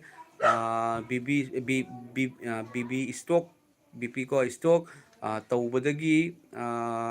ꯉꯝꯗꯗꯨꯅ ꯂꯩꯕꯅꯦ ꯑꯣꯖꯥ ꯄ꯭ꯔꯦꯌꯔ ꯑꯃꯨꯛꯇꯪ ꯇꯧꯕꯤꯌꯣ ꯍꯥꯏꯗꯨꯅ ꯍꯥꯏ ꯑꯣꯖꯥ ꯁꯣꯏꯗꯅ ꯑꯔꯣꯏꯕꯗ ꯏꯁꯣꯔꯗ ꯍꯥꯏꯖꯔꯛꯀꯦ ꯃꯌꯥꯝ ꯄꯨꯝꯅꯃꯛꯀꯤꯗꯃꯛꯇ ꯁꯨꯞꯄꯒ ꯍꯥꯏꯖꯔꯛꯀꯦ ꯃꯔꯝ ꯑꯗꯨꯅꯁꯨ ꯉꯁꯤꯒꯤ ꯂꯥꯏꯐꯁꯦ ꯃꯌꯥꯝ ꯑꯩꯅ ꯊꯥꯖꯔꯛꯄꯅꯤ ꯃꯌꯥꯝꯗꯒꯤꯗꯃꯛꯇ ꯍꯥꯏꯖꯅꯤꯡꯕꯒꯤ ꯑꯄꯥꯝꯕ ꯐꯥꯎꯖꯔꯛꯄꯅꯤ ꯑꯗꯨꯒ ꯃꯊꯪꯒꯤ ꯀꯃꯦꯟꯁꯦ ꯑꯥꯔꯀꯤ ꯏꯕꯦꯝꯃ ꯍꯥꯏꯕꯀꯣ ꯑꯥꯔꯀꯤ ꯏꯕꯦꯝꯃ ꯑꯣꯖꯥ ꯑꯩꯁꯦ ꯈꯔ ꯁꯥꯎꯒꯜꯂꯤ ꯍꯥꯏꯕꯀꯣ ꯈꯔ ꯁꯥꯎꯒꯜꯂꯤ ꯄ꯭ꯔꯦꯌꯔ ꯄꯥꯡꯕꯤꯌꯨ ꯍꯥꯏꯗꯨꯅ ꯍꯥꯏꯕꯤꯕꯅꯤ ꯌꯥꯝ ꯅꯨꯡꯁꯤ ꯌꯦꯡꯕꯤꯌꯨ ꯑꯁꯥꯎꯕꯗꯨꯒꯤꯁꯨ ꯌꯥꯎꯅ ꯏꯁꯣꯔꯅ ꯂꯣꯏꯈ꯭ꯔꯕꯅꯤ ꯑꯩꯈꯣꯏꯅ ꯑꯁꯥꯎꯕꯗꯨꯒꯤꯁꯨ ꯌꯥꯎꯅ ꯌꯤꯁꯨ ꯈ꯭ꯔꯤꯁꯇꯅ ꯂꯣꯏꯈ꯭ꯔꯕꯅꯤ ꯏꯆꯟꯅ ꯀꯔꯤꯒꯨꯝꯕ ꯃꯊꯪꯗ ꯁꯥꯎꯅꯤꯡꯕꯒꯤ ꯋꯥꯈꯜ ꯂꯥꯛꯄ ꯇꯥꯔꯒꯗꯤ ꯖꯤꯁꯨ ꯈ꯭ꯔꯤꯁꯇꯅ ꯀꯜꯚꯥꯔꯤꯒꯤ ꯀ꯭ꯔꯣꯁꯇ ꯄꯥꯡ ꯇꯤꯡꯕꯗꯣ ꯑꯗꯨꯝ ꯅꯤꯡꯁꯤꯡꯕꯤꯌꯨ ꯖꯤꯁꯨ ꯈ꯭ꯔꯤꯁꯇꯅ ꯁꯥꯎꯈꯤꯗꯦ ꯃꯉꯣꯟꯗ ꯃꯈꯨꯠꯇ ꯃꯈꯣꯡꯗ ꯌꯣꯠꯄꯤ ꯊꯥꯔꯛꯄꯗꯣ ꯃꯌꯥꯝ ꯑꯗꯨ ꯐꯥꯎꯕ ꯖꯤꯁꯨ ꯈ꯭ꯔꯤꯁꯇꯅ ꯁꯥꯎꯈꯤꯗꯦ ꯏꯆꯟꯅ ꯈꯔ ꯁꯥꯎꯒꯜꯂꯤ ꯍꯥꯏꯕꯗꯣ ꯁꯤ ꯌꯦꯡꯕꯤꯌꯨꯀꯣ ꯁꯤ ꯋꯥꯈꯜꯁꯦ ꯅꯤꯡꯁꯤꯡꯕꯤꯌꯨꯀꯣ ꯌꯤꯁꯨ ꯈ꯭ꯔꯤꯁꯇꯅ ꯀ꯭ꯔꯣꯁꯇ ꯄꯥꯡ ꯇꯤꯡꯕꯗꯨ ꯌꯦꯡꯕꯤꯌꯨ ꯃꯈꯨꯠ ꯑꯅꯤꯗ ꯌꯣꯠꯄꯤꯅꯤ ꯌꯦꯡꯕꯤꯌꯨ ꯃꯈꯨꯗꯒꯤ ꯇꯥꯔꯛꯏꯕ ꯏꯁꯦ ꯌꯦꯡꯕꯤꯌꯨ ꯃꯈꯣꯡꯗ ꯌꯣꯠꯄꯤ ꯊꯥꯔꯤꯕꯁꯦ ꯌꯦꯡꯕꯤꯌꯨ ꯃꯥꯒꯤ ꯃꯊꯛꯇ ꯏꯔꯤꯕꯁꯦ ꯌꯍꯨꯗꯤꯁꯤꯡꯒꯤ ꯅꯤꯡꯊꯧ ꯍꯥꯏꯅ ꯏꯔꯤꯁꯦ ꯌꯦꯡꯕꯤꯌꯨꯀꯣ ꯃꯌꯥꯝ ꯑꯁꯤꯒꯤ ꯃꯇꯝꯁꯤꯗꯅꯦ ꯃꯥꯅ ꯀꯔꯤ ꯍꯥꯏꯔꯤ ꯈꯪꯕ꯭ꯔꯥ ꯏꯄꯥ ꯃꯈꯣꯏꯒꯤ ꯃꯔꯥꯜ ꯀꯣꯛꯄꯤꯌꯨ ꯃꯈꯣꯏꯅ ꯑꯩꯉꯣꯟꯗ ꯇꯧꯔꯤꯕꯁꯦ ꯑꯩ ꯀꯅꯥꯅꯣ ꯈꯪꯗꯕꯒꯤꯅꯤ ꯍꯥꯏ ꯑꯗꯨꯅ ꯑꯩꯈꯣꯏꯗꯗꯤ ꯑꯁꯨꯝꯅ ꯇꯧꯕ ꯅꯠꯇꯦ ꯑꯗꯨ ꯌꯥꯝ ꯑꯋꯥꯕ ꯈꯥꯡꯉꯒꯁꯨ ꯀꯣꯛꯄꯤꯌꯨ ꯍꯥꯏꯔꯛꯄꯒꯤ ꯃꯆꯥ ꯑꯣꯏꯔꯦ ꯑꯩꯈꯣꯏꯗꯤ ꯃꯔꯝ ꯑꯗꯨꯅ ꯑꯩꯈꯣꯏ ꯀꯣꯛꯄꯤꯕ ꯉꯝꯒꯗꯕꯅꯤ ꯑꯁꯥꯎꯕꯅ ꯑꯗꯣꯝꯗ ꯉꯝꯍꯟꯒꯅꯨ ꯑꯁꯥꯎꯕ ꯍꯥꯏꯕꯁꯦ ꯏꯁꯣꯔꯗꯒꯤ ꯅꯠꯇꯦ ꯑꯁꯥꯎꯕ ꯂꯥꯛꯏ ꯑꯗꯨꯕꯨ ꯉꯝꯍꯟꯒꯅꯨ ꯎ ꯄꯥꯝꯕꯤꯗ ꯎꯆꯦꯛꯅ ꯇꯣꯡꯕꯅꯤ ꯑꯗꯨꯕꯨ ꯇꯣꯡꯉꯝꯕꯗꯣ ꯃꯍꯨꯝ ꯁꯥꯍꯟꯕꯤꯒꯅꯨꯀꯣ ꯏꯁꯣꯔꯅ ꯑꯗꯣꯝꯗ ꯂꯩ ꯑꯗꯣꯝꯗ ꯂꯣꯏ ꯑꯗꯨꯅ ꯁꯥꯎꯔꯛꯄꯒꯤ ꯋꯥꯈꯜ ꯂꯥꯛꯄ ꯇꯥꯔꯒꯗꯤ ꯖꯤꯁꯨꯅ ꯑꯩꯗꯤ ꯑꯁꯥꯎꯕꯒꯤ ꯃꯆꯥ ꯅꯠꯇꯦ ꯑꯩꯗꯤ ꯅꯨꯡꯁꯤꯕꯒꯤ ꯃꯆꯥꯅꯤ ꯍꯥꯏꯕꯗꯣ ꯑꯗꯨꯝ ꯈꯟꯕꯤꯌꯨ ꯄ꯭ꯔꯦꯖ ꯗ ꯂꯣꯔꯗ ꯑꯗꯨꯒ ꯃꯊꯪꯗ ꯀꯩꯅꯣ ꯑꯃꯅ ꯑꯔꯥꯅꯤꯌꯥꯛ ꯕꯔꯃꯟ ꯍꯥꯏꯕꯀꯣ I am atheist ꯍꯥꯏꯀꯣ ꯑꯗꯨꯒꯤ ꯃꯊꯪꯗ ꯃꯥꯅ I don't believe in God ꯑꯗꯨꯗꯒꯤꯗꯤ you guys don't believe in these things ꯍꯥꯏꯗꯅ ꯃꯥ ꯏꯁꯣꯔ ꯊꯥꯖꯗꯕ ꯏꯁꯣꯔ ꯈꯪꯗꯕ ꯏꯁꯣꯔ ꯌꯥꯗꯕ ꯃꯤ ꯃꯥꯜꯂꯦꯀꯣ ꯏꯁꯣꯔ ꯍꯥꯏꯕꯁꯦ ꯃꯌꯥꯝ ꯂꯩꯔꯣꯏ ꯃꯁꯤꯒꯤ ꯇꯥꯡꯀꯛꯁꯤꯗ ꯌꯦꯡꯕꯤꯌꯨꯀꯣ ꯏꯁꯣꯔ ꯍꯥꯏꯕꯁꯦ ꯒꯣꯗ ꯍꯥꯏꯕꯁꯦ ꯃꯄꯨ ꯑꯃ ꯂꯩꯇꯅ ꯂꯩꯕ ꯍꯧꯅꯗꯦ ꯃꯌꯥꯝ ꯀꯣꯜ ꯑꯃ ꯂꯥꯛꯁꯟꯕꯅꯤ ꯑꯗꯨꯒ ꯃꯥꯒꯤ ꯋꯥꯍꯩꯗꯨꯒꯤ ꯄꯥꯎꯈꯨꯝ ꯈꯤꯇꯪ ꯍꯥꯏꯖꯔꯝꯒꯦꯕꯀꯣ ꯃꯄꯨ ꯑꯃ ꯂꯩꯇꯅꯗꯤ ꯇꯥꯏꯕꯪ ꯃꯥꯂꯦꯝꯁꯤ ꯂꯩꯔꯣꯏ ꯑꯗꯨꯒ ꯌꯦꯡꯕꯤꯌꯨ ꯑꯗꯨꯝ ꯈꯜꯂꯒ ꯌꯦꯡꯕꯤꯌꯨ ꯑꯩꯈꯣꯏꯅ ꯉꯁꯤ ꯂꯦꯞꯄꯤꯕ ꯂꯩꯕꯥꯛꯇ ꯑꯩꯈꯣꯏꯅ ꯂꯦꯞꯄꯤꯁꯦ ꯑꯁꯤꯒꯤ ꯄ꯭ꯔꯤꯊꯤꯕꯤꯁꯦ ꯑꯁꯤ ꯃꯈꯣꯡ ꯄꯥꯟꯕ ꯅꯠꯇꯦ ꯃꯈꯣꯡ ꯄꯥꯜꯂꯒ ꯂꯦꯞꯄꯤ ꯅꯠꯇꯦꯀꯣ ꯄ꯭ꯔꯤꯊꯤꯕꯤꯁꯦ ꯑꯗꯨꯒ ꯅꯨꯃꯤꯠ ꯊꯥ ꯊꯋꯥꯟꯃꯤꯆꯥꯛ ꯒ꯭ꯔꯍ ꯄꯨꯝꯅꯃꯛꯁꯦ ꯑꯃꯝꯕ ꯑꯃꯨꯛ ꯁꯤꯟꯅꯔꯤꯕ ꯑꯉꯥꯟꯕ ꯑꯃꯨꯛ ꯂꯥꯛꯏꯕ ꯄꯨꯝꯅꯃꯛ ꯄꯨꯟꯁꯤꯒꯤ ꯏꯁꯣꯔꯅꯤ ꯍꯥꯏꯔꯤꯕ ꯏꯁꯣꯔꯁꯦ ꯈꯪꯗꯕꯒꯤ ꯃꯔꯝꯅ ꯄꯨꯝꯅꯃꯛ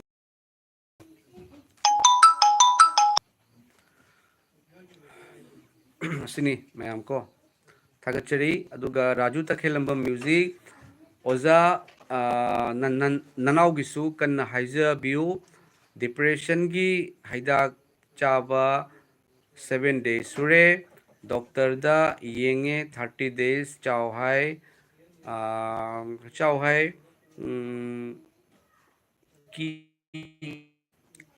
ꯈꯤꯇꯪꯗꯤ ꯍꯥꯏꯕꯅꯤꯀꯣ ꯈꯤꯇꯪꯗꯤ ꯐꯔꯛꯑꯦ ꯑꯗꯨꯕꯨ ꯑꯣꯖꯥ ꯃꯌꯥꯝ ꯐꯣꯟꯁꯦ ꯇꯧꯔꯛꯄ ꯀꯠꯊꯠꯂꯁꯨ ꯌꯥꯗꯦ ꯁꯤꯅꯤ ꯃꯌꯥꯝ ꯀꯛꯑꯁꯨ ꯌꯥꯗꯕ ꯃꯌꯥꯝ ꯑꯗꯨꯝ ꯇꯧꯔꯛ ꯂꯩꯅꯦꯕ ꯑꯗꯨꯝꯗ ꯊꯕꯛ ꯆꯠꯇ꯭ꯔꯕꯅꯤꯅ ꯌꯥꯝꯅ ꯐꯥꯏꯅꯥꯟꯁꯤꯌꯦꯜ ꯄ꯭ꯔꯣꯕ꯭ꯂꯦꯝꯗ ꯌꯥꯝꯅ ꯑꯣꯏꯔꯦ ꯑꯣꯖꯥꯅ ꯄ꯭ꯔꯦꯌꯔꯗ ꯌꯥꯎꯕꯤꯌꯨ ꯖꯤꯁꯨ ꯈ꯭ꯔꯤꯁꯇꯗ ꯇꯁꯦꯡꯅ ꯊꯥꯖꯕꯤꯌꯨ ꯏꯅꯥꯎ ꯖꯤꯁꯨ ꯈ꯭ꯔꯤꯁꯇꯗ ꯇꯁꯦꯡꯅ ꯊꯥꯖꯕꯤꯌꯨ ꯏꯅꯥꯎ ꯖꯤꯁꯨ ꯈ꯭ꯔꯤꯁꯇꯗ ꯇꯁꯦꯡꯅ ꯊꯥꯖꯕꯤꯌꯨ ꯖꯤꯁꯨ ꯈ꯭ꯔꯤꯁꯇꯅ ꯃꯇꯝ ꯆꯨꯞꯄꯗ ꯑꯗꯣꯝꯕꯨ ꯂꯣꯏꯅꯕꯤꯕ ꯑꯣꯏꯁꯅꯨ ꯍꯥꯏꯕꯁꯦ ꯍꯥꯏꯖꯒꯦ ꯑꯗꯨꯒ ꯃꯌꯥꯝ ꯑꯔꯥꯅꯤꯌꯥꯛ ꯕꯔꯃꯟ ꯍꯥꯏꯕꯁꯤꯅ ꯍꯥꯏꯁꯦ ꯏꯁꯣꯔ ꯂꯩꯇꯦ ꯁꯤꯅꯤ ꯃꯥ ꯍꯥꯏꯁꯦ ꯅꯣ ꯖꯤꯖꯁ ꯅꯣ ꯁꯤꯕ nothing adugagidi no Allah only science haiduna haibirei ko yingbiu science haise science haina koina haise science se kanana puthokige science haibse kanana science lei haise kanana puthoino mi kanana semi haibedo ishorna ne brother aina adomna maiteron soidana khangbiramgani maramdi adomna comment tawbirakpagi ko miyoiba aikoina science doctor aina tawise kadai dagino lakribase ishorna sembiba pochai sing ishorna sembiba miyoiba akhoi leramdragadi ishorna akhoi semamdragadi leiroi ko aduna ahanbada ahobada nekoina ishorgi ningthau lebak amasung ibungo mahaki dharma chenba du thigo aduga pot punama hapchin bigani habni brother Jesus loves you too much. He died on the cross for only for your sin, and he rose on the third day from the dead. Jesus loves you, and remember, he will come back again on the day of judgment.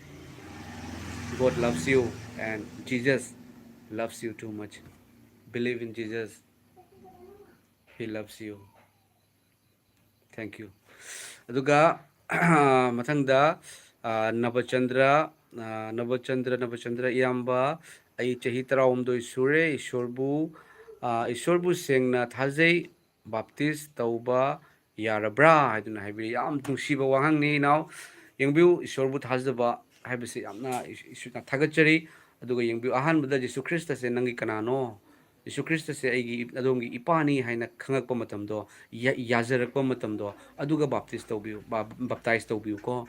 haibadi kanagumba amagi under the leiraga kanagumba amagi pressure dagi baptize taubiganu kanagumba amagi hairakpadagi su adom taubiganu adubu Jesu Christana aina Jesu Christ se aigi ipani Jesu Christana nungsibado mana taubikibado khangakpa matamda leiba ngamaktaba ma lakpani Jesu Christ bu tasenga thajarakpa matamda ahanbadadi ikairamgani ahanbadadi kiramgani adubu Jesu Christ tasenga thajarakpa matamda akoigi leiba ngamaktaba ma leibani mingonda hairaga nungaiba matamdoga baptize tawbiu adona mingonda phongdokningba ai Christian ni hairasu ikaina hek leiba matamdo tawbigano Jesu Christ gi nungsiba khangakpa matamdo o mana sikibase kanagino miyoiba pumnamaki miyoibagi manakta aisu miyoibani aduidi Jesu Christ na aikoibu nungsibibanina aibu kanbirabanina aibu dharma chenba ohenbirabanina mana siduna phumduna hingatpagi maramna aduna thajabagi maramna adomse ishorgi machanupa oire maramaduna aina igi pa Jesu Christani madi igi kanbiu mapuni haina khangpa matamdane adom baptize tawbiu mayamgi mamangda I Jesu Christagi machani haiduna phongdokpiu ko inaw thagachari aduga mathangda daten yung chai da dayananda comment kangre hai ko kayan da dayanan comment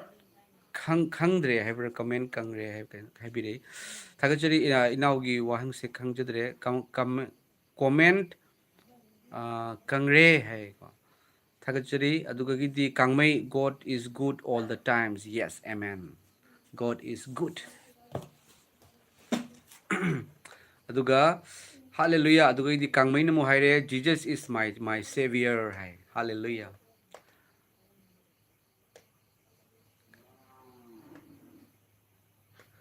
Jesus is my savior aigisu me too Jesus is only my Lord and Savior is Jesus Christ aigi damakta di kanbiu mapuse Jesu Christ ni meo ai katagira nate khoi mayam gi damakta kanbiu mapu maramaduna ni mayam yengbiu khoi ko akhoi gi Google da sang matam da YouTube da sang matam da testimony katang haibada sakhi katang haibada testimony na wai chai bani yengbiu ko testimony ngata leibado ai dum na sakhi pirakpa akhoi mayam na sakhi pithorak puse maram ni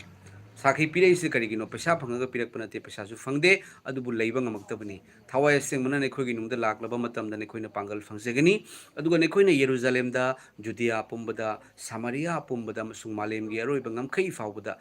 aigi mingda sakhi oigani hai amen ishorna loine birakpagi kainoni ko mayam nungsibadu ishorna loine birakpagi thauchal ni pangal ni mase ko mayam thagachari mayam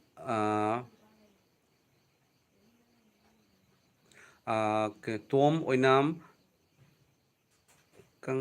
kangkre हाइने ओजा high खंख्रे हाइने ओजा थागतचरी